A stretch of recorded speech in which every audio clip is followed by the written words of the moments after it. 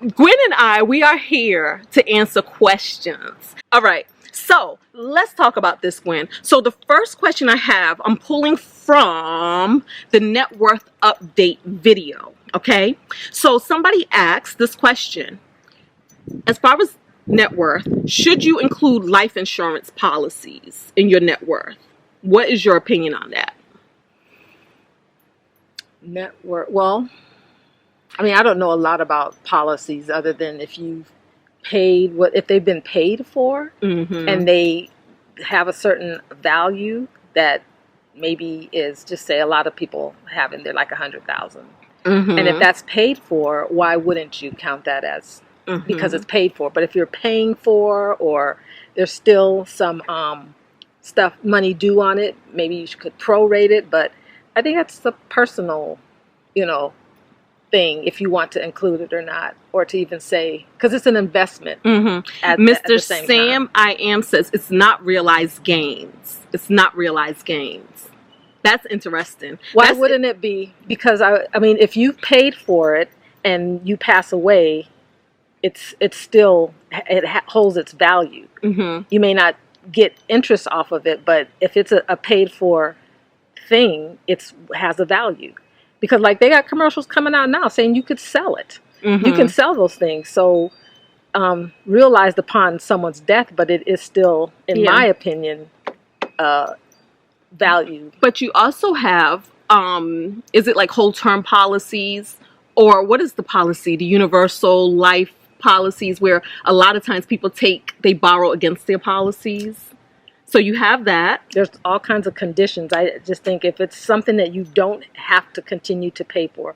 I know I say this because I have a coworker whose husband's mother bought a ton of policies, and each one had different amounts of payout. And when she passed, they walked away with close to $1 million apiece. Because this one paid 90, this one paid 100. Those were instant things. Some things they were paying a lot. And I mean, I guess because she had been doing this for so long that they were already paid off. So those were policies that she had that they got the money from. Now, I'm not sure about, well, because that's the first thing they pay a lot of times is the policy. So that brings two thoughts come to my mind. When you say not realized gains, the first thought that comes to mind for me is that's almost all of our investments. Nothing's realized until you sell it. Like your stocks and bonds, and all, it's not realized until you actually sell the trade, until you actually cash out on whatever it is you have. Your home. It's not realized until you actually sell the house. So for the most part, all investments are not realized. It's not realized, right? But what you said also made sense to me. Because think about this. We was just talking about this earlier, Gwen. There's this tactic, a strategy that a lot of wealthy people do. I'm not sure how big their portfolios are or how big they have to be. But the fact of the matter is they never cash in their portfolio. But they're still able to borrow against the portfolio. And what happens with that is when they pass away, they will their portfolio to their heirs, right? So when you think about it, their money was never realized either, but they got around paying taxes because they was able to actually leverage it in the form of loans, but then they're able to actually pass it along to the next generation. The same with your life insurance policy. It is another way, if we talk about generational wealth building, it's another way that you can build generational wealth because this is something that you are leaving, even if you're realizing it after you pass away. So you're actually leaving that to the next generation. So so Mr. Sam I Am says, I see what you mean. It's fair, different from, say, student loan forgiveness as nothing is changing. Oh, very much different. The only thing that's going to change with your student loan forgiveness is the fact that until it's forgiven, it is actually a debt. So when you're looking at your net worth, you do have to subtract what you owe in student loans from your net worth. But when it's forgiven, your net worth can appear to go higher because now you no longer have to subtract that debt anymore. So so that's what I think about that. As far as I'm concerned, I have life insurance policies. I don't even be checking for it like that. So no, I don't add mine to my net worth because I don't be checking for it like that, and I don't plan on dying anyway. Okay. So, listen, I don't know if student loans get forgiven on death. I mean, that's just, like I said, that's neither here nor there. No, I don't think you should have a net worth now and after. But what I do think is up to the individual what they want to count in their net worth as their assets. That's what I think. I would say, I mean, I think that's another thing that depends. Because I don't know if anybody keeps track of, like, when you have your student loan, I know when I had one, they were charging $2 every single day. Child. So, and it was with my husband at the time, we were paying like $350 a month. Mm-hmm. And then you calculate that $2 a day, and it was like, well, whatever that is, 2 times 30, 60, or, whatever. But it was a lot, so you weren't really paying as much as you thought you were paying. So they're doing $2 every single day. So we would pay like double or sometimes triple if we could. And then they would say, oh, well, you don't have to pay for 3 months. Don't fall for that, because the reason they say that is because that $2 calculator does not stop. So if you have a student loan and you're able to pay on it, think about that $2 and whatever cents, subtract that from what you pay, and find out why student loans last forever. Yeah. I had that same thing when I had my student loans. I thought I was doing a good job paying my student loans off, right? I knew what my balance was, and I'm paying it. And then I finally made my last payment. So I thought. And then they was like, oh no, you owe this amount. What I was paying was off of the balance that I knew I borrowed. I did not add in that daily compound interest. Every single day. Every single day. So even after I paid them off, I still owed them a few more thousand. And that was just in the compound interest. Yep. I was just like, whoa. So if you get ahead of it, stay ahead of it. Oh, let me just answer this question real quick, because I've seen this question a few times. On my net worth update, I did my property value. And you know, I had some dudes slide through and say, but isn't half of the property your man's? Actually, half the property is mine, because I'm the realtor. And she probably owes me, because having such a great property, she probably owes me half that. I think you should give me gifts every year, because your last gift you got me as my realtor died. Was that a person? No, you got me. What did you buy me? All right, so as my realtor, what gift did you give me for my house gift? A television. A huge television. The best television ever at the time when we was buying televisions. Yes, it is no longer. It's dead. Sorry. So I really feel you owe me a gift. Half the house isn't my man's. It's my house. A lot of you who been rocking with me for years, you guys know this. I bought the house in 2009. I bought my man in. When did I get my man? You bought your man. When did I get my man? I got my man like around 6 years ago? 2018, 2019.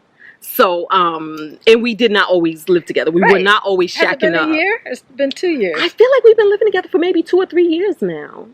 Time has been flying. I think it's at least 2. It's been at least 2, but it might be 3. So he gets 2 Only years. Jay can answer that question. He gets a year worth. He gets a year worth of nothing. Don't play with me. Don't play with me. I said, this is my way of thinking. Everybody has to pay for a roof over their head, right? So Jay and I, we go 50-50 on the house, on the mortgage, that is. So half of the mortgage, my mortgage is $1,536. So half of that is like what? About $700 or something? 15 is $750. You said 36. Yeah, so half of that. 18. So, but as you guys know, $768. Thereabouts. I paid over $600,000 plus the interest plus all this other stuff on the house. So half of the mortgage for X amount of years does not equal somebody owning 50% of your home. And it's okay. It's not even about that. It's like What's at it the about? end of no, just the fact that it's like, oh, don't forget to include your man. She's in a committed relationship. It's not like she, this is like, okay, well, this is your, on this day, this is your half, this is my, everything that we do is like you got to divvy up. She does have a man in her life, but she had a life before she had a man in her life. And she had expenses, and she took care of things. And everything doesn't necessarily mean it goes to the other person just because they came into your life and supported whatever. Hold on. Can they see this? Turn this over. This paper. I don't know. Good Lord. She about to give all our business away. Yeah. So that's that question right there. Guys, let me know if at any time y'all hear wind or whatever, or if you can't hear us. And then don't forget to thumbs up the live. Don't forget. G Boogie, do you ladies know anything about Bitcoin? Oh. Have you heard any of the news surrounding the U.S. establishing a strategic Bitcoin reserve? We're going to let Gwen take that. Oh, gosh. I mean, okay. I sold my Bitcoin. Let me just say that. Go ahead. I have Bitcoin. I've been in the Bitcoin realm for a little while. I'm not, like, I do have it from a ETF, not ETF, but within my 401k, and then some Bitcoin by itself. I'm right now heavy on XRP, but... Have you guys heard of XRP? XRP. It's right now, I think it's at, I can tell you what it's at here in a second, but the reserve, they've been talking about that for a while, that a lot of companies or whatever have been buying the coins. Right now, one of the top coins that being bought, of course, is XRP because it is so inexpensive. I mean, like even a month or so ago, it was went down to if it's been a month, $1.61. I know someone who got it at 80 cents. And so, and right now it was like about $2 and something. Yeah, just today. Yeah, just not too long ago. Oops, when I was telling you about it, it is. I can tell you real quick in a second, but the whole thing would look up XRP, and then it's 209 right now, but it was down to yesterday. I think I got some at like 204, but even before then, got it as low as 161. There's people that you can follow, but XRP, and look up Ripple. So tell them what XRP is again. It's a new coin. It's been around a long time. It's been around a long time, but it's a coin. It is a Bitcoin, and it is because there's Bitcoin, then there's Ethereum, there's Solana, but then there's XRP, then Solana, Carvana. There's so many out there. And sometimes you just never know when something's going to bubble up. So if you have $5 or $10 that you can put to a coin, you don't even have to add any more to it, but just kind of pay attention, and you can see how Doge is a coin. One of my sons has Doge, but XRP has to do, and I don't know how to explain this well, but Ripple is like they can transfer across different exchanges. And Ripple is like the primary, I don't know when to say owner, but they control the XRP. And with that, you can, like right now, let's say if you have 1,000 coins and it's at $2.04, you might not have paid that much for it. It's at this point, it's 204 or 208. It's worth 2,000, whatever. Remember how, like, especially even with Bitcoin, people would say stuff like, oh, I wish I would have knew about that before it blew up. So it's kind of like that. It's kind of like, you know what, XRP could be that thing you're hearing about before it blows up. There's a lot about XRP and what it's backed with, and it's backed with billions of dollars, not to mention that we're going to cryptocurrency. They keep telling you to diversify. Even if you had $100 and you bought $100 worth of Bitcoin or $100 worth of XRP and did nothing with it, and you come back in 2 years and you say, daggone it, that's worth $10. My whatever now is now $250. Dang it, if I'd have put in 1,000. So don't sleep on it. But let me say this, guys. None of this is financial advice. We are not financial advisors. We're just giving you our own opinion off the street, off the block. And experience. From the yard. I pay quite a bit. I mean, I don't have a full coin. I don't have a full Bitcoin. And just paying $13,000 over time, over COVID, it's over $35,000, $46,000. Yeah, we are getting a lot of good questions. So I'm just saying, just like putting your money in a 401k, and you know they're going to be doing ETFs. Yep. Now we're bouncing back and forth all over the place because now we talked about Bitcoin, right? And then you was about to tell us about this new ETF. Oh, the granny one? Yes. Talk to us about it. This is a new ETF. So exchange traded funds. I just heard this today. So just heard it today. I watch CNBC. I multitask at work. I listen to CNBC every day just to kind of hear what's going on and how, because they give information about stocks, all of that. Then you get stuff from the White House. You get a whole bunch of things. And so this guy, I think his name is Tom Lee. He's this one finance person that they listen to more so than anybody. You always notice with your picks, you call them granny shots, basically just easy picks in the current market. So a lot of your picks, they actually seem a bit levered to NVIDIA and the AI trade. One of them is, of course, Salesforce, kind of known as an AI stock tangentially, then also Cadence and then chipmaker AMD, which will more than likely be impacted by this NVIDIA report. Why buy into these names today? Well, these are AI and technology's role in containing inflation and labor shortage and also sort of powering this, all these innovations is something that's going to last more than a month or two, something that's going to last, potentially the next 5-10 years. So I do think you want to own the best quality names. All of them are part of that theme. I think Cadence kind of stands out because it is one of the unsung heroes. One of the names that investors don't realize is so central to the story, with their EDA software and systems. And I mean, they are really hand in hand with everything that's happening with AI. All right, one of the other picks, you're actually getting outside of tech, material sector. We don't talk about it a lot. Unit year for materials, only up 3%. Your pick, CF Industries, they make fertilizer. Why would you buy a fertilizer name today? Well, it's, again, our granny shots are designed to find high quality names, with secular and core growth. And as you know, fertilizer really is something that is important to everything we do because it is part of the production of food and feeding the world. And, it is an industry that structurally has some support. So it's a long-term story. He came out today and said they have a, he described the granny shot. If people know about that from basketball, where y'all know what the granny shot is? The underhand shot. And they call the ETF is GRNY. I might have it backwards, but GRNY. Which one was it? Let me look. Because I just bought some. Well, when he mentioned it this morning, it was $17. Yes, GRNY. So it was $17. It's an ETF, and he was saying that they have I think they have a couple different ones, but this one they pulled together stocks that are supposed to be supposed to last over like the next 10 years to get some good, I guess, dividends or payments. They have stuff in there like Costco, Palantir, CrowdStrike, MicroStrategy, which if you don't know that much about MicroStrategy. And look, it's $17 right now. $17.01. So at the time it was $17.61 this morning at about 5 in the morning. And I bought it at $16.85. So by the time I mentioned it to her, I said, well, let's look and see what it is. And now it was out. I put a limit in for $16.85. By the time she looked at it, she said $16.85 right now. So I was like, oh, then they picked it up. So I got it for $16.85. It's one of those things that you can just, buy one.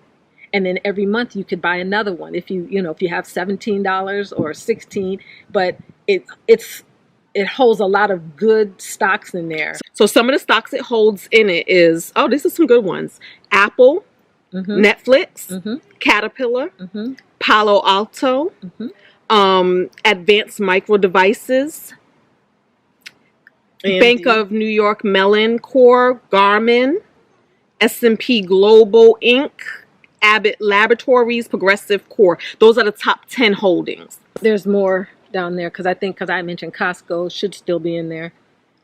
Things like that. But ETFs are good if, JP Morgan Chase, Costco, Microsoft, NVIDIA, Goldman Sachs. Y'all know Goldman Sachs, our boo thing. High yield savings account is with Goldman Sachs. So these are ways of getting, if you get an ETF, you get a small portion of a lot of different stocks until if you can't afford to buy a whole stock separately. This gives you a group, and you look at the holdings. When it talks about holdings, it tells you what percentage of your $17 or whatever it is, if you have multiple, what is going towards those particular stocks. And at the end of the day, like I said, I did this during COVID. Every Friday, I would get like $30, and I would put $10 on each one of my kids. I would buy them $10 worth of stock. And unfortunately, they got some good stock at that time that ended up, I would try to buy them one stock, but it would take a few weeks for me to get them one stock. But you can it takes a little bit. You can put $5 on a stock. A lot of them will take just cash. You don't have to buy a whole stock.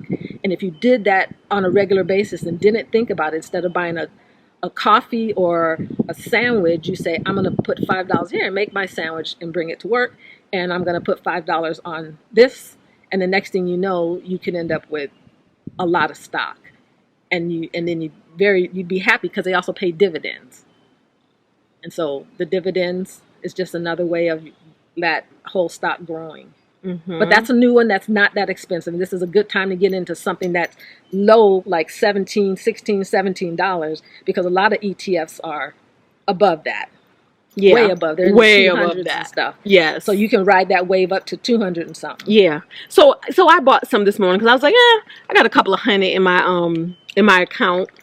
I try to put money there, usually monthly, and then that way when things pop up, there's already some money in that account that I can go and take some trades with, buy some stocks with, that sort of thing. So somebody asks, Bia G, hey boo. Bia G asks for an HSA. What happens to it during a layoff / termination? I don't have one that's her.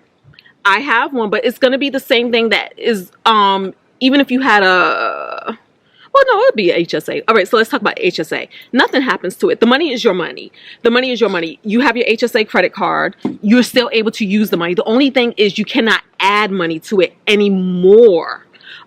Depending on if your HSA is through your employer, because that's where the money is usually funded through your paycheck, okay? But the money is there. I have HSAs from jobs that I'm no longer with, from companies I'm no longer with, and I think I just actually finished spending up the last of it from this company from the past. But also with my HSA, it just stays there because guess what?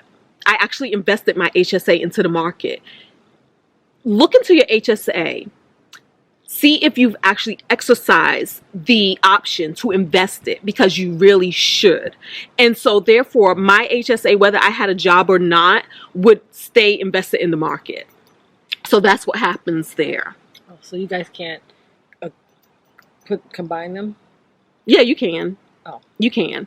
And because you said because I used up mine. Because at one point I was in the process of combining it, and then I just was like, and I just started using it, and I said, because it wasn't no longer an active HSA, I think it was charging me like $5 a month for a maintenance fee. Yeah. So then I said, and it only had like maybe less than $2,000 on it. So I just started using that to pay like your medical stuff. Yeah, deductibles, medicine, whatever, because like I said, again, that whole story of there's always something to do. I just got tired of always having something to do. So I was like, you know what? I'm over this. But you can combine it. You can roll it over to your latest HSA. I did want to say one last thing. What you want to say? Just one last thing about controlling the things that you can control. And if you are able and find a way to get a side job or side business or start something that you've always wanted to start, so that you don't have to put your fate in anyone else's hands. And even if it's just a little bit, just start off a little bit, and before you know it, everything is possible. And you may not have to go into a corporate situation. You can leave all that behind and live life the way you want, enjoy the things you want. If it's selling flowers, if it's doing whatever it is, find that for yourself and just start just a little bit, and it'll help you move forward. Well, y'all, that is it. That is all that we have. And there you have it. I think I answered all of the questions. I believe we answered all of the questions. Thank you, Gwendolyn, for letting me take up your time. On my day off. On her day off. On her good day off. Why ain't you at work? Actually, I did go to work for 4 hours this morning at 4:30 this morning. Yes, thank you very much. Hey, boo. And I normally take Mondays off because that's my one day that I can take care of me, and look at where I am.